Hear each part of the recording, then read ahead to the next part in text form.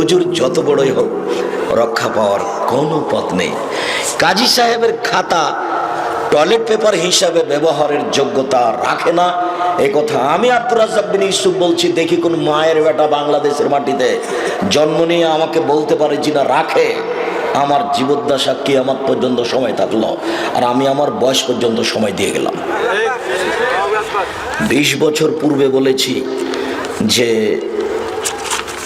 20 বছর পূর্বে বলেছি, 25 বছর পূর্বে বলেছি, নতুন বলিনি যে এই দোয়া এই ছাপা বইয়ে দেখছি না, এই যে কোরআন মাজিদের শেষে 1 পৃষ্ঠা দোয়া লেখা আছে, দোয়া ও খাতমুল কোরআন, হেডলাইন বড় করে লেখা আছে দোয়া ও খাতমুল কোরআন 1 পৃষ্ঠা। 20-25 বছর থেকে বলছি, কেউ একটু বলে না কেন যে জি এটা চলবে। আমি বলেছি পুরো 1 পৃষ্ঠায় এই দোয়া একটা বাক্য রাসূলের নয়, সব মানুষের বানানো। কাজী সাহেবের খাতায় 4 জন সাক্ষী ঢুকলো কি করে? শুধুমাত্র জেনা প্রমাণ করতে, অবৈধ সম্পর্ক প্রমাণ করতে 4 জন সাক্ষী লাগে। তাহলে কি কেউ উচ্চশিক্ষিত মানুষ এদেশের ওই খাতা দিয়ে, কাজী সাহেবের খাতা দিয়ে বিবাহকে জেনা বলতে চাচ্ছেন? যে সম্মানিত দিনাজপুর জেলার জ্ঞানীগুণী মানুষ এবং যারা আরো দায়িত্বশীল বসে আছেন, কথা শুনে মন খারাপ করার কিছু নেই। মুহাম্মদ সাল্লাল্লাহু আলাইহি ওয়াসাল্লাম বলেছেন লা নিকাহ ইল্লা বিশাহিদাইনি, 2 জন সাক্ষী ছাড়া বিবাহ নেই। বাস, বিবাহ করার জন্য কয়জন সাক্ষী লাগবে? 2 জন। মহিলার পক্ষ থেকে নয়, পুরুষের পক্ষ থেকে নয়, এগুলো কোনো কথা নেই, পক্ষ নেই। বিবাহ বৈধ হওয়ার জন্য বাপ লাগে আর বর লাগে আর 2 জন সাক্ষী লাগে। তিনি বলেছেন লা নিকাহ ইল্লা বিওয়ালিন, বাপ ছাড়া বিবাহ নেই। তিনি বলেছেন আইয়ুমা ইমরাতিন নিকাহাত, আইয়ুমা ইমরাতিন নাকাহাত বিগাইরি ওয়াজনে ওয়ালিহা, যে কোনো মেয়ে বিবাহ বসবে বাপ ছাড়া, অভিভাবক ছাড়া, ফানিকাহুহা বাতিল, ফানিকাহুহা বাতিল, ফানিকাহুহা বাতিল, সেই বিবাহ বাতিল, সেই বিবাহ বাতিল, সেই বিবাহ বাতিল, কোর্টের বিবাহ বাতিল। ফিকার বইয়ে লেখা আছে যে কেউ যদি বলে এটা আমার বউ, আর 2 জন যদি বলে হ্যাঁ ঠিক ঠিক ঠিক এটা তোমার বউ, তাহলে বিবাহ হয়ে গেছে। এই জন্য কোর্টের বিবাহ চলছে বাপ ছাড়াই। 2 জন সাক্ষী কাগজে লেখা আছে, উকিলকেও বিবাহ দিয়ে দিয়েছে, বিবাহ হয়ে গেছে। আল্লাহর নবী বলছেন যে কোনো মেয়ে অভিভাবক ছাড়া বিবাহ বসলো, সে বিবাহ বাতিল, সে বিবাহ বাতিল, সে বিবাহ বাতিল।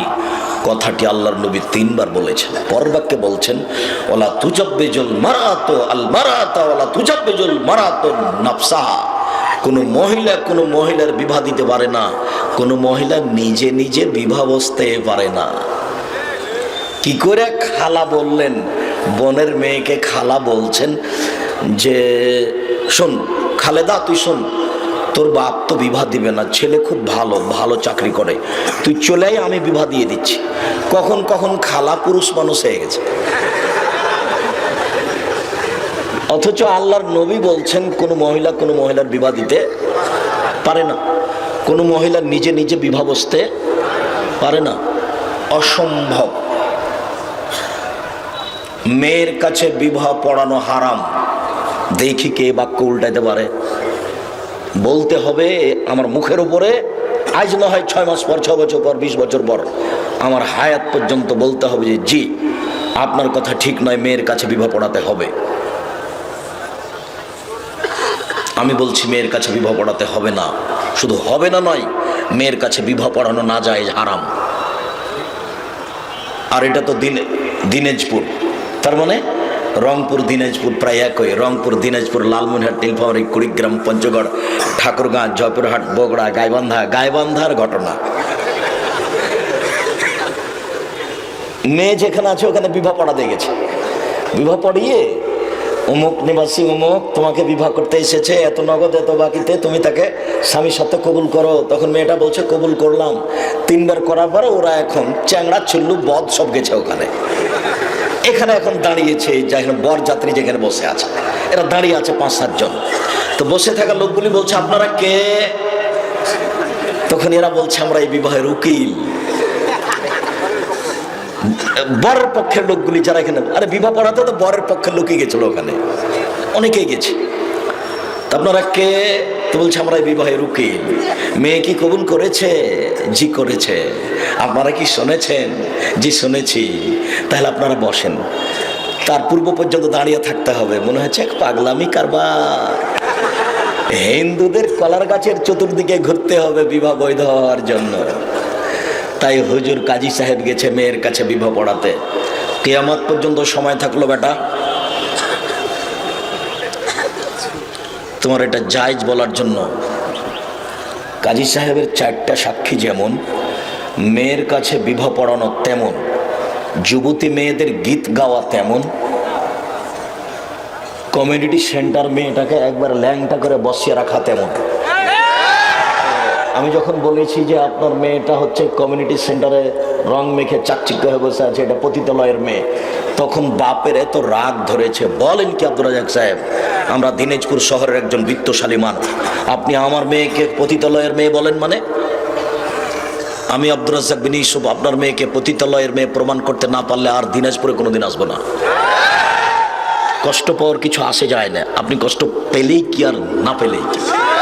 ইমাম সাহেব ভুল হয়েছে, তোবা করতে হবে। ইমাম সাহেব শুনে রাখেন, কাজী সাহেবের খাতার 4 জন সাক্ষী যেমন, কাজী সাহেব শোনেন, মেয়ের কাছে গিয়ে বিবাহ পড়ানো তেমন। কাজী সাহেব শোনেন, কমিউনিটি সেন্টারে মেয়েটাকে বসিয়ে রেখে জাতির সামনে পেশ করে বিবাহের অনুষ্ঠান করা তেমন, যুবতী মেয়েদের দিয়ে গীত গাওয়ানো তেমন। দিনাজপুর শহরের আরো নোংরা নীতি যে আব্দুর রাজ্জাক সাহেব রাজশাহীতে নাই নাকি, আছে হয়তো বা 19-20 হতে পারে। বর হলুদ মাখতে গেছে কনের বাড়িতে, কনে এসেছে বরের বাড়িতে হলুদ মাখতে। আমি বলছি যে এরা মানুষ থেকে বাদ পড়ে গেছে। এভাবে বলছেন কেন? আমি বলিনি। বুঝেও বুঝে না ওরা, অন্তর আছে বুঝে না, দেখেও দেখে না ওরা, চক্ষু আছে দেখে না, শোনেও শোনে না ওরা, কান আছে শোনে না। উলাইকা কাল আনআম, তারা পশু প্রাণীর মতো, তারা গরু ছাগলের মতো, তারা কুকুর শ্রীগালের মতো, বাল হজাল বরং তার চেয়ে খারাপ। আল্লাহ বলছেন পশু প্রাণীর মতো। তো কনে হলুদ মাখতে আসলো বরের বাড়িতে, বর হলুদ মাখতে গেল কনের বাড়িতে, তুমি কি মনে করছো যে এটা শিক্ষিত পরিবার? মানুষ মানে কি জানো? মানুষ মানে হচ্ছে মানুষ। লোকটা বলে না যে মানুষে বলে না যে মানুষের মতো মানুষ, মানে মানুষ যেখানে ভালো কিছু পায় তাকে বলে মানুষ। যখন ভালো কিছু পায় না তাকে তখন আর মানুষ বলে না, তখন তাকে কি বলে? অমানুষ। ও আর মানুষ নয়। শুধু আল্লাহ এই কথা এক জায়গাতে বলেনি, বহু জায়গাতে বলছেন। আল্লাহ বলছেন, তিন ডমর ফলের কসম, ও জাইতুন, জাইতুন ফলের কসম, ও তুরে সিনিন, তুর পাহাড়ের কসম, ও হাজাল বালাদিল আমিন, এই মক্কা নিরাপদ শহরের কসম। আমি আল্লাহ এতগুলি কসম করে বলছি, লাকাদ খালাকনাল ইনসানা ফি আহসানি তাকবীম, আমি মানুষকে অতীব উত্তম করে সুন্দর করে সৃষ্টি করেছি। মানুষ যখন আমাকে মানেনি, সাফিলিন, আমি তাকে সর্বনিম্নে উল্টা ফিরিয়েছি। ও এখন পশু প্রাণী, গরু ছাগল, কুকুর শ্রীগালের চেয়ে খারাপ। তো বর গেছে কনের বাড়িতে হলুদ মাখতে, কনে এসেছে বরের বাড়িতে হলুদ মাখতে, আর একজনের গায়ে আর একজন হলুদ মাখাচ্ছে, আর কাদা ছিটাচ্ছে, আর রং ছিটাচ্ছে। ওটা যে ওই যে অমুসলিম হিন্দুদের যে কি খেলা থাকে না, একজন আরেকজনের গায়ে হোলি খেলা, তো মুসলমানের বিবাহের বাড়িটা মনে হচ্ছে হোলি খেলা। তার মানে অতএব কাজী সাহেবের এই খাতা টয়লেট পেপার হিসাবে ব্যবহারের যোগ্যতা রাখে না, এটাই চূড়ান্ত। দেখি কে এর গায়ে হাত লাগাতে পারে। এই ছেলে, তুমি আরো কথা মনে রাখিও, পৃথিবীতে মাত্র একটা জিনিস প্রমাণ করার জন্য 4 জন সাক্ষী লাগে। বলো কি? জেনা। কোন সাহসের ভিত্তিতে জাতি কাজী সাহেবের খাতায় 4 জন সাক্ষী পেশ করলেন? দ্রুত 24 ঘন্টার মধ্যে কাজী সাহেবকে খাতা পরিবর্তন করতে হবে এবং জাতিকে বিবাহের বৈঠকে দুইজন সাক্ষীর কথা বলতে হবে, কোনো পক্ষের কথা নয়। সম্মানিত দিনী ভাই বোন শুনুন, রাজশাহী চাঁপাইনবাবগঞ্জ জেলার বিবাহের শুরু থেকে শেষ পর্যন্ত একটা কাজও জায়েজ নয়, সব হারাম। আমার অনুমান দিনাজপুর শহরের বিবাহের শুরু থেকে শেষ পর্যন্ত একটা কাজও জায়েজ নয়, সবই হারাম।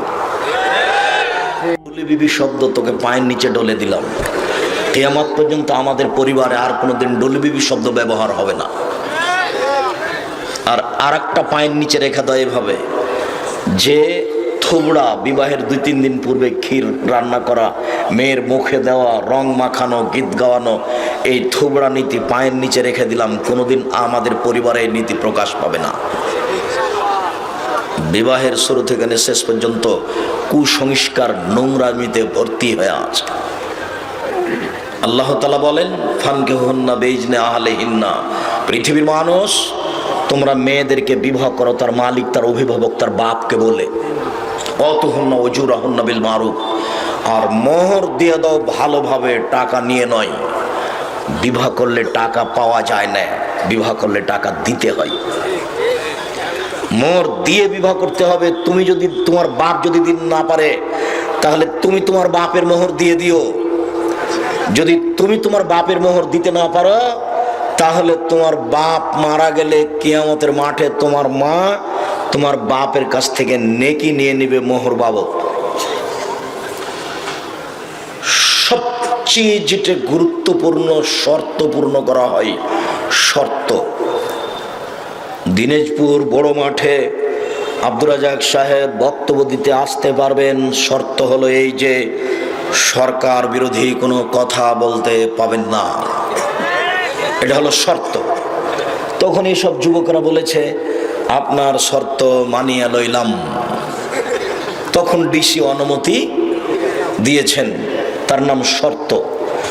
তো যত পৃথিবীতে শর্ত পূরণ করা লাগে, তার সবচেয়ে দামি গুরুত্বপূর্ণ শর্ত হলো যে মোহর দিতে চেয়েছি, বিবাহ করলে মোহর উল্লেখ করা লাগে, এই শর্তটা পূর্ণ করতে হবে। এইটা হলো শর্তের জগতে সবচেয়ে গুরুত্বপূর্ণ শর্ত। না, কথা বুঝাতে পারলাম না। আবার বলি, আব্দুর রাজাক সাহেব দিনাজপুর বড় মাঠে বক্তব্য দিতে আসতে পারবেন, শর্ত হলো এইটা যে সরকার বিরোধী কোনো বক্তব্য দিতে পারবেন না। আমি বলছি আজকের মাঠে এখন, আল্লাহে আল্লাহর কসম, আল্লাহে আল্লাহর কসম, আল্লাহে আল্লাহর কসম, 90 সাল থেকে এখন পর্যন্ত আমি কোনোদিন সরকার বিরোধী বক্তব্য দিইনি। আর জঙ্গি বিরোধী বক্তব্যে বাংলাদেশের মাটিতে আমার চেয়ে কঠোর, কঠিন, শক্তিশালী কারো বক্তব্য আছে তা আমার জানা নেই। জঙ্গি বিরোধী বক্তব্য দেওয়াতে আমি সবচেয়ে কঠোর ও শক্তিশালী আমি মনে করি। আমি শুধু জনগণকে বলিনি, আমি বলেছি সরকার, প্রশাসন, ইমাম, বাপমা, আলোচক, বক্তা, এদেশের সর্বশ্রেণীর দায়িত্বশীলকে অনুরোধ জানাচ্ছি, আপনারা জঙ্গি কর্মকাণ্ড হতে ছেলেদেরকে রক্ষা করুন। এটা একটা প্রতারণা। যারা জঙ্গি কর্মকাণ্ড চালাচ্ছে, এই জায়গাটাতে আব্দুল্লাহর একটা বক্তব্য আছে, সেই বক্তব্যটা আমি শুনেছিলাম, সব কথা আমার মনে থাকে না। ইহুদি, খ্রিস্টান, হিন্দুরা মুসলমানের বিরোধিতা করে মুসলমানকে অত মারতে পারেনি, ধর্মের নামে ধর্মীয় মানুষেরা মুসলমানকে যত হত্যা করেছে। তার মধ্যে এরাই যারা জঙ্গি কর্মকাণ্ডে আছে। আব্বু, কথাটা কি স্পষ্ট হলো না? একটু বলে দিবা। মানে আব্দুল্লাহ কথা বললে আমি আবার ওই সব কথা খুঁজে পাই না। তো সেদিন কবে যেন একদিন জঙ্গি কর্মকাণ্ডের বক্তব্য দিচ্ছিল, তো আমি বললাম কথা তো ঠিকই, আমি তো কোনোদিন খেয়াল করিনি। তার মানে মার্কিন সৈন্য আমাদের চোখের সামনে ইরাকে ঢুকেছে, ইরাক দখল করেছে, মানুষ মেরেছে। মার্কিন সৈন্য আফগানিস্তানে ঢুকেছে, আফগানিস্তানের লোকজনকে হত্যা করেছে। ইহুদি খ্রিস্টান মায়ানমারের লোকজনকে হত্যা করেছে। তো এরা যত মুসলমানকে হত্যা করেছে মুসলিম দেশগুলিতে, জর্ডানে হোক, আপনার আরো সিরিয়ায় হোক, এইসব দেশগুলিতে মুসলমানেরা মুসলমানকে যত হত্যা করেছে ধর্মের নাম দিয়ে, এদের হত্যা করা ওদের চেয়ে অনেক অনেক অনেক বেশি। নইলে কি করে বলতে পারে যে রাতের অন্ধকারে সরকারকে মারা যায়? কি করে বলতে পারে যে রাতের অন্ধকারে অমুককে মারা, হত্যা করা যায়? কি করে বলতে পারে যে আত্মঘাতী হত্যা করা, আত্মঘাতী হামলা যায়? অবাক কথা। আমি এই দেশের মাটিতে সর্বপ্রথম কলমে লিখেছি বই, তার নাম কে বড় লাভবান। আমার আগে এ দেশের মাটিতে কেউ এই ব্যাপারে কলম ধরেছে তা আমার জানা নাই। আজও এখানে থাকতে পারে কে বড় লাভবান। কে বড় লাভবান বই একটা হেডলাইন আছে যে জঙ্গি কর্মকাণ্ড ইসলাম সমর্থন করে না।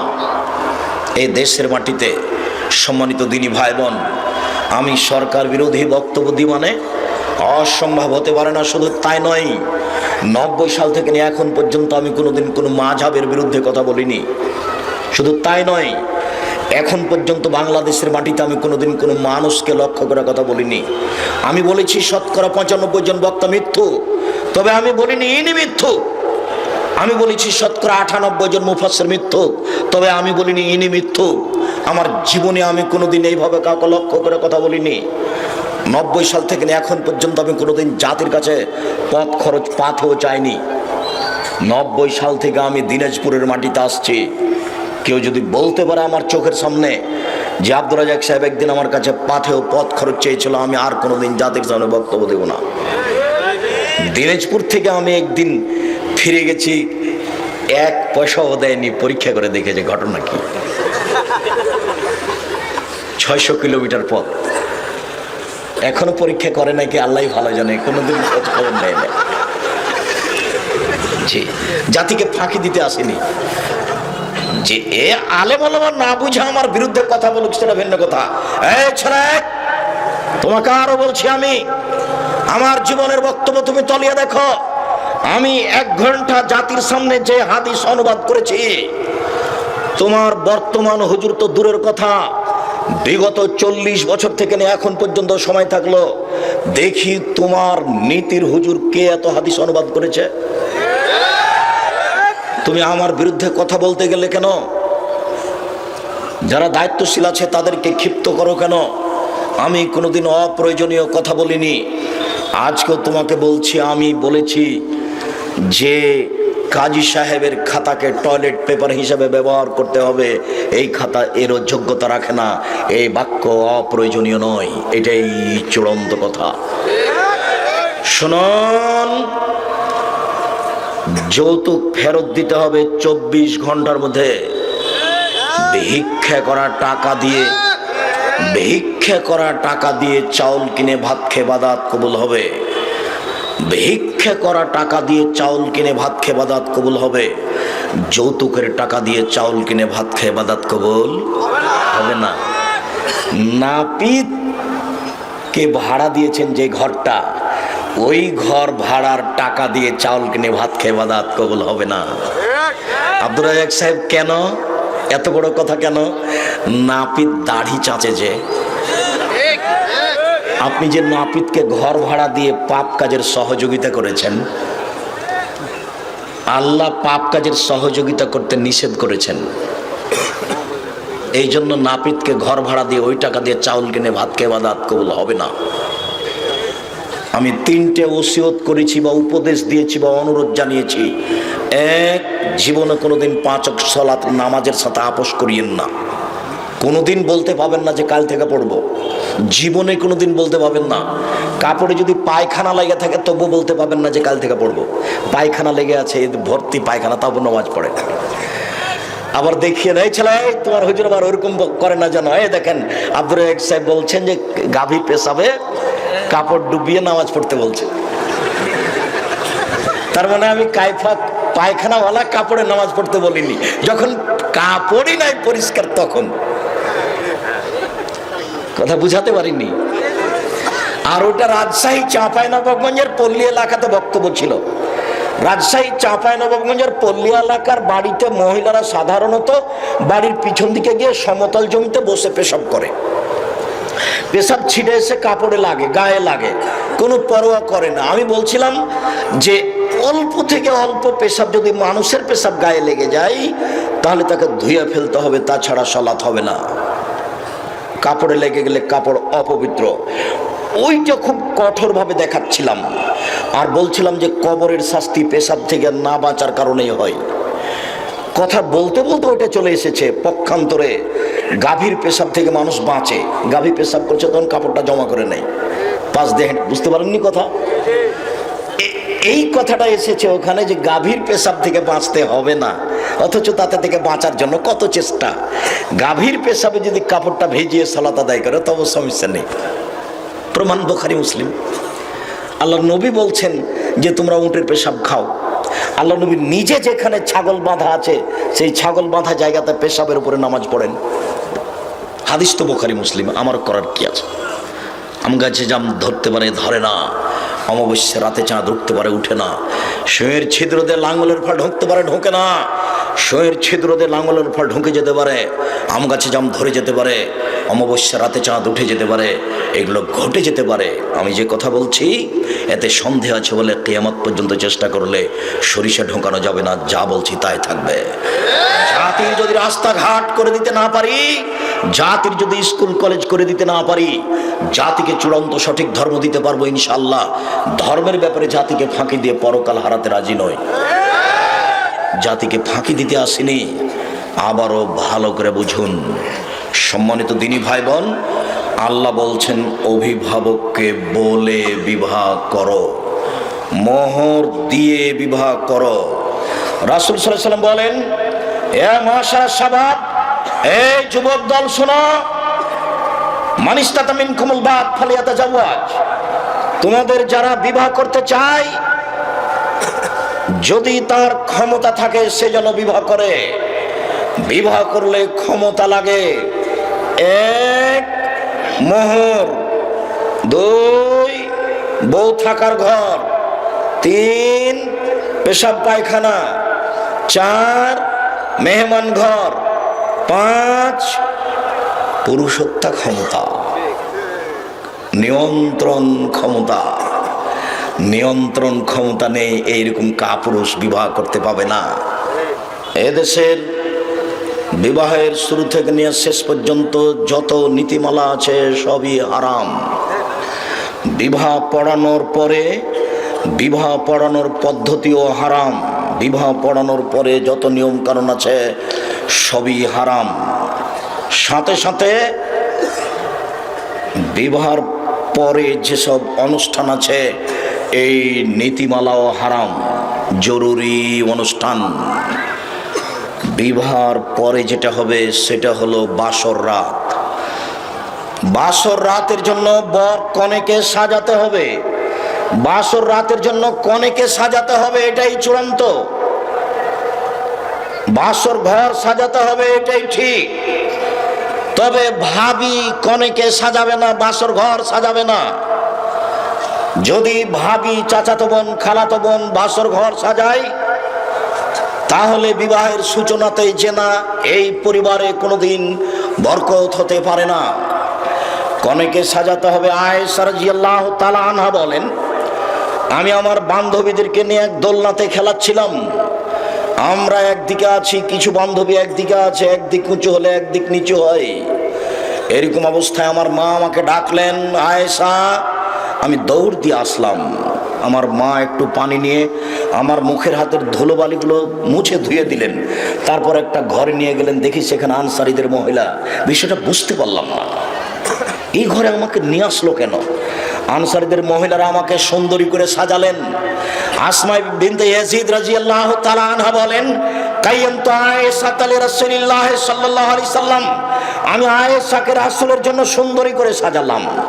তবে কি দিয়ে সাজিয়েছেন এই কথা আয়েশা উল্লেখ করেননি। তিনি বলেন, আমাকে সুন্দরী করে সাজালেন। আমি বলছি বিউটি পার্লারে যা কিছু পাওয়া যায় সব কিছু দিয়ে সাজানো যায়, তবে বিউটি পার্লারে ঢোকা যাবে না। কেন? বিউটি পার্লারে যে মেয়েটা আছে তার সামনে মাথার কাপড় নামানো যাবে না। বিউটি পার্লারে যা কিছু আছে সবকিছু নিয়ে এসে মেয়েকে ঘরে সাজানো যায়। উল্লেখ্য যে নখে নেইল পালিশ লাগানো যাবে না। নখে নেইল পালিশ লাগানো হচ্ছে ইহুদি খ্রিস্টানদের পতিতালয়ের মেয়েদের বৈশিষ্ট্য। নখে নেইল পালিশ ব্যবহার করা ইহুদি খ্রিস্টানদের পতিতালয়ের মেয়েদের বৈশিষ্ট্য। নখে নেইল পালিশ ব্যবহার করা ইহুদি খ্রিস্টানদের পতিতালয়ের মেয়েদের বৈশিষ্ট্য। জরুরি ভিত্তিতে নখে মেহেদি লাগাতে হবে। হাতের নখে তো মেহেদি দিতে হবেই, পায়ের নখেও মেহেদি দিতে হবে। মেহেদি দিতে মহিলারা বাধ্য, দিতেই হবে। বাধ্য কেন? আল্লাহর নবী একজন মহিলার হাত থেকে একটা পত্র নিলেন, সেই মহিলার হাতে নখে মেহেদি দেওয়া ছিল না। তিনি হাতের নিন্দা করে বললেন, আয়াদু রাজুলিন ইমরা, এই হাতটি মহিলার না পুরুষের? যদি মহিলার হয় তাহলে মেহেদি নেই কেন? তার মানে পুরুষেরা কখনো হাতে মেহেদি লাগাতে পাবে না। হাতের নখে তো তারা মেহেদি দিবেই দিবে, পায়ের নখেও মেহেদি দিতে বাধ্য। কখনো ভুলেও নেল পালিশ নখে দিতে পাবে না। উপস্থিত বৈঠকের মুসলিম বোন আর যারা আপনারা আছেন, নখ কেটে ফেলতে হবে। নখ কখনো বড় রাখা যাবে না। নখ বড় রাখা হারাম।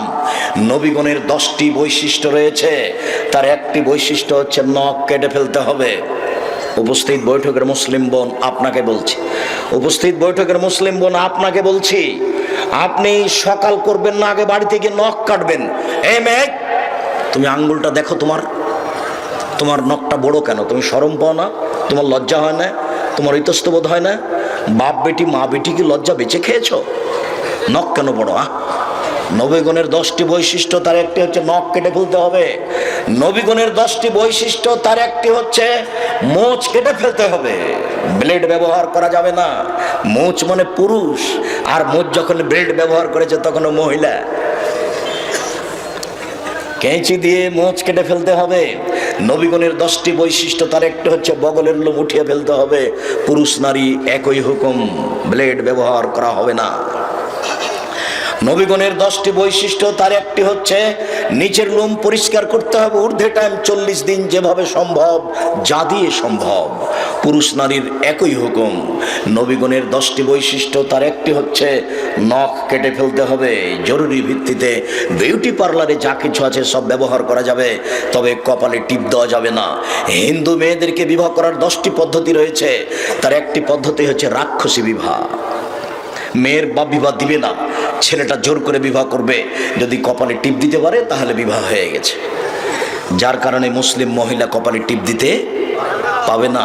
বিউটি পার্লারে যা কিছু আছে সব কিছু দিয়ে আপনার মেয়ে সাজতে পারে, কনে সাজতে পারে, সাজবে, কথাই ঠিক। আয়েশা রাদিয়াল্লাহু তাআলা আনহা বলেন, 8:30 8টার সময় আমার মা একটা ঘরে নিয়ে গেলেন। ঘরে কেউ নেই, দেখি আল্লাহ রাসূল আর কেউ নেই ঘরে। বিষয়টা আমি বুঝতে পারলাম না, ব্যাপারটা কি। আমি ঘরে আছি, দেখি আল্লাহ রাসূল। একটু পরে আসমা বিনতে ইয়াজিদ ভিতরে ঢুকলেন। আসমা বিনতে ইয়াজিদ ভিতরে ঢুকেই এক গ্লাস পানি শরবত নিয়ে এসে বলছেন, এক বাটি, আয়েশাটা হাতে করো, আল্লাহ রাসূলের হাতে দাও। আমি তো লজ্জা পেয়ে গেলাম, আমি মাথা নিচু করে নিলাম, আমি তো রাসূলের হাতে কোনো কিছু দিইনি কোনোদিনই। তখন আসমা আমাকে বলছে, গ্লাস দাও, রাসূলের হাতে দাও। আমি তো ধমক খেয়ে হকচকিয়ে গেলাম। ঠিকই তো আমি গ্লাসটা হাতে নিলাম, আল্লাহ রাসূলের হাতে দিলাম। আল্লাহ রাসূল পান করলেন, আমাকে বললেন তুমি পান করো। আমার পান করা হল, আল্লাহ রাসূল বললেন আসমাকে দাও। আমি যখন আসমাকে দিতে গেছি তখন আসমা বলছে, না না না না না, আপনার হাত থেকে নেবো, আপনার হাত থেকে নেবো, আপনার হাত থেকে নেবো। আয়েশা দাও গ্লাস, আমাকে দাও। আল্লাহ রাসূল নিলেন আয়েশার হাত থেকে, এ নাও আসমা নেও। তারপর আল্লাহ রাসূল আসমাকে দিলেন। আসমা ওখানে মুখ লাগিয়ে শরবত, দুধ পান করলেন, যেখানে মুখ লাগিয়ে মুহাম্মদ সাল্লাল্লাহু আলাইহি সাল্লাম দুধ পান করেছিলেন। বাসর রাত, বাসর ঘর সাজাতে হবে, কনেকে সাজাতে হবে। ঘরে শরবত, দুধ, মিঠাই খাওয়ার ব্যবস্থা থাকবে। বর ঘরে ঢুকে বইয়ের মাথায় হাত দিয়ে বলবে, আল্লাহুম্মা ইন্নী আসআলুকা খায়রামা জাবালতা আলাইহি ওয়া আউযু বিকা মিন শাররিমা জাবালতা আলাইহি। আল্লাহ এই স্ত্রীর কল্যাণ চাচ্ছি, যে কল্যাণ দিয়ে তাকে সৃষ্টি করা হয়েছে সেটাও চাচ্ছি। আল্লাহ এর ক্ষতি হতে তোমার কাছে বাঁচতে চাচ্ছি, যে বেহায়াই দিয়ে, অবাধ্যতা দিয়ে তাকে সৃষ্টি করা হয়েছে সেটা থেকে আমি তোমার কাছে বাঁচতে চাচ্ছি। এরপরে 2 রাকাত নামাজ, সালাত। স্বামী আগে দাঁড়াবে, স্ত্রী পিছে দাঁড়াবে। নারী পুরুষ কখনো একসাথে দাঁড়াতে পাবে না। মা বেটা হলেও হবে না, দাদি পোতা নাতি হলেও হবে না, কোনোদিনই হবে না। স্বামী স্ত্রী পাশাপাশি দাঁড়াতে পারে কখন? আপনি আপনার সালাত আদায় করছেন, আপনার স্ত্রী তার নিজেরটা করছে, তখন পাশে দাঁড়াতে পাবেন। বোঝা যায়নি মনে হয়? স্পষ্ট হয়েছে তো? আপনি আপনারটা পড়ছেন আর আপনার স্ত্রী তারটা পড়ছে, তখন পাশাপাশি দাঁড়াতে পাবেন। একই সালাত, তখন পাশাপাশি দাঁড়াতে পাবেন না। আপনি আপনার মায়ের পাশে দাঁড়াতে পাবেন না, আপনাকে আগে হতে হবে আর ওনার মাকে পিছু হতে হবে, পাশাপাশি একসাথে সালাত আদায় করতে পাবেন না। 2 রাকাত সালাত হবে আপনার ইমামতিতে, তারপর দাম্পত্য জীবন হবে দুয়ার মাধ্যমে। এবার সকালবেলায় ওখানে একটা কথা ছেড়ে এসেছি, যখনই বিবাহ পড়ানো হচ্ছে, কথা সংক্ষিপ্ত করতে এসেছি তো খুব তাড়াতাড়ি শেষ করি। কথা সংক্ষিপ্তের একটা জায়গা ছিল, যখনই বিবাহ পড়ানো হয়েছে, দিনাজপুরের বিবাহ শেষ হয়ে গেল, লম্বা একটা হাত তুলে দোয়া হয়ে গেল, মানে নগদ বেদাত। কেউ জানে না কি বলতে হবে। যখন বিবাহের বৈঠক শেষ হয়ে যাবে, তখন ইমাম সাহেব বা মেয়ের বাপ বলবেন, বারাকাল্লাহু লাকা ওয়া আলাইকা ওয়া জামা বাইনাকুমা ফি খাইরিন। বর, তোমাকে আল্লাহ কল্যাণ দান করুক, তোমাদের উপরে আল্লাহ কল্যাণ দান করুক। ও বর, তোমাকে আর তোমার স্ত্রীকে আল্লাহ কল্যাণের উপরে রাখুক। রাসূল সাল্লাল্লাহু আলাইহি ওয়াসাল্লাম এই দোয়া পড়েন, বারাকাল্লাহু লাকা ওয়া আলাইকা ওয়া জামা বাইনাকুমা ফি খাইরিন। তারপরে নতুন বউ বাড়িতে এসেছে, বাড়িতে আসার সাথে সাথে দাদি এসে দেখে বলছেন, দেখি রে তোর বউটা দেখার পরে নাকটা একটু মোটা, তখন বলছে তোর বউটার নাকটা একটু মোটা। তার মানে দাদি কি পড়তে হবে দাদির জানা নেই। দাদি দেখতে এসে বউ দেখে বলবে, বারাকাল্লাহু লাকা ওয়া আলাইকা জামা বাইনাকুমা ফি খাইরিন। এটা দাদির পড়া প্রয়োজন ছিল। শুধু দিনাজপুর বলে আমি নিন্দা করিনি, সারা বাংলাদেশের কোনো গ্রামে, কোনো জায়গায়, কোনো থানায় নতুন বউ বাড়িতে আসলে তাকে সামনে রেখে দোয়া পড়তে হবে তার জানা নাই। যেদিন বাসর রাত হলো, সকালে অনুষ্ঠান হবে বিশাল, সারা দিনাজপুর শহরের মানুষকে রান্না করে খাওয়াতে হবে। যার যত অর্থ সম্পদ বেশি আছে সে তত খাওয়াবে। যত মানুষ এসেছে সবাই বলবে, বারাকাল্লাহু লাকা ওয়া আলাইকা ওয়া জামা বাইনাকুমা ফি খাইরিন। আল্লাহ তোমাকে তোমার স্ত্রীকে কল্যাণের উপরে একত্রিত করুক। সবার পক্ষ থেকে এই দোয়া হবে। আর এই খাদ্যে অংশগ্রহণ করবে ধনী গরিব সবাই। শুধু যদি ধনী আসে, গরিব না আসে, তাহলে যত ভাত রান্না করা হয়েছে দেখে লাথি মেরে সব ড্রেনে ফেলে দিতে হবে, ভাত কুকুরে খাবে। কেন এত বড় কথা কেন আব্দুর রাজ্জাক সাহেব? আপনি বলেছেন একটা ভাত পড়ে গেলে উঠিয়ে নিতে হবে, ময়লা লেগে গেলে সরিয়ে দিয়ে খেতে হবে। আজকে আবার বলছেন দেখে লাথি মেরে ফেলে দিতে হবে ড্রেনে, কুকুরে খাবে। এভাবে বলছেন কেন? দুঃখিত, আমি কিছু বলতে পারি না। মুহাম্মদ সাল্লাল্লাহু আলাইহি ওয়াসাল্লাম বলেছেন, আশারু তামিন, সবচেয়ে নিকৃষ্ট খাদ্য, সবচেয়ে খারাপ খাদ্য ওই খাদ্য যে খাদ্যে ধনীদের দাওয়াত দেওয়া হয়েছে, গরিবদের দেওয়া হয়নি। আমার কিছু করার নেই, মুহাম্মদ সাল্লাল্লাহু আলাইহি ওয়াসাল্লাম এই কথা বলেছেন। তবে এই খাদ্য সবচেয়ে খারাপ খাদ্য। এই খাদ্য ওই রকমই